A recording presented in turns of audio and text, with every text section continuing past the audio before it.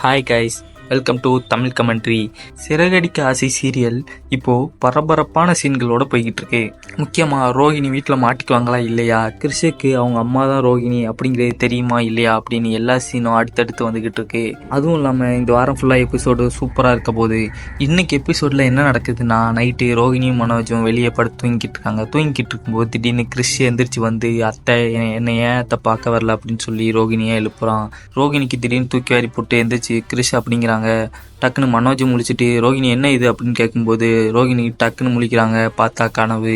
அப்புறம் எந்திரிச்சு வந்து கிறிஸ் படுத்திருக்க ரூம்ல எட்டி பார்த்தா மீனா கிறிஸ் கூட தூங்கிட்டு இருக்காங்க. ரோஹிணிக்கு இவன் இங்கே வந்து படுத்துங்கிறா அப்படின்னு ஒரு கடுப்பு. அடுத்த நாள் காலையில் ரோஹிணி வித்யாவுக்கு ஃபோன் போட்டு நடந்த எல்லாத்தையும் சொல்கிறாங்க. வித்யா இப்போ என்ன பண்ண போகிறா அப்படின்னு கேட்கும்போது ரோஹிணி, நான் ஒரு பிளான் வச்சுருக்கேன். முதல்ல வீட்டில் உள்ள எல்லாத்தையும் வெளியே அனுப்பணும். முதல்ல இந்த மீனா வெளியே அனுப்பணும். மீனா வெளியே அனுப்பணும்னா நான் சொல்கிறத நீ அப்படியே பண்ணு அப்படின்னு சொல்லி வித்யாட்ட ஒரு பிளானும் சொல்கிறாங்க.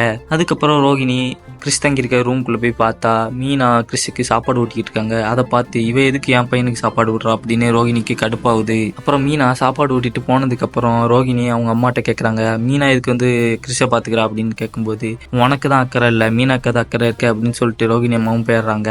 ரோஹிணிக்கு சாணியை கரைச்சி மூஞ்சில் அடிச்ச மாதிரி இருக்கு. அதுக்கப்புறம் ரோஹிணி பிளான் போட்டபடி வித்யாவும் மீனாவுக்கு ஃபோன் போட்டு, மீனா எனக்கு பூக்கட்டுற போட்டி ஒன்று இருக்கு, எனக்கு பூக்கட்ட சொல்லித்தாங்க அப்படின்னு மீனா கூப்பிடுறாங்க. மீனாவும் வரல அப்படிங்கிறாங்க.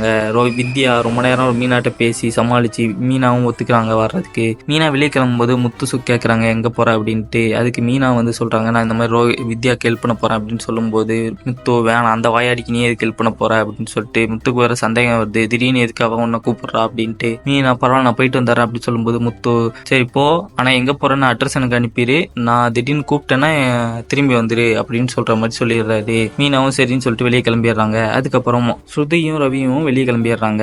அதுக்கப்புறம் விஜயா வெளியே வராங்க. விஜயாட்ட போயிட்டு ரோஹிணி, இந்த மாதிரி நான் எல்லாத்தையும் வெளியே அனுப்பிட்டு அந்த பையனையும் அந்த அம்மாவையும் வெளியே அனுப்பி விட்டுறேன், நீங்கள் அதுக்கு மாமாவையும் வெளியே கூப்பிட்டு போயிருங்க அப்படின்னு சொல்லும்போது விஜயாவும் சரி அப்படின்னு சொல்லிட்டு விஜயா வந்து அண்ணாமலையை கோயிலுக்கு கூப்பிட்டு போகிறாங்க. முத்துவுக்கு அப்போ தான் ஒரு சவாரி வருது அப்படின்னு சொல்லிட்டு முத்துவும் கிளம்ப போகிறாரு. பார்லமா நீ கிளம்பலையா அப்படின்ட்டு ரோகிணியை பார்த்து கேட்குறாரு. இதோட இன்னைக்கு எபிசோடு முடியுது. நாளைக்கு எபிசோடில் ரோகிணியை பார்த்து கிறிஷ், அத்தை நீங்கள் தான் என் அம்மாவா அப்படின்னு கேட்டுட்டு நிற்கிறான். இதான் நாளைக்கு எபிசோடில் காட்டுறாங்க. நாளைக்கு உண்மை தெரியுமா இல்லையா அப்படிங்கிறது நாளைக்கு எபிசோடில் பார்ப்போம். மறக்காம நம்ம சேனலை சப்ஸ்கிரைப் பண்ணிடுங்க. டாட்டா பாய்.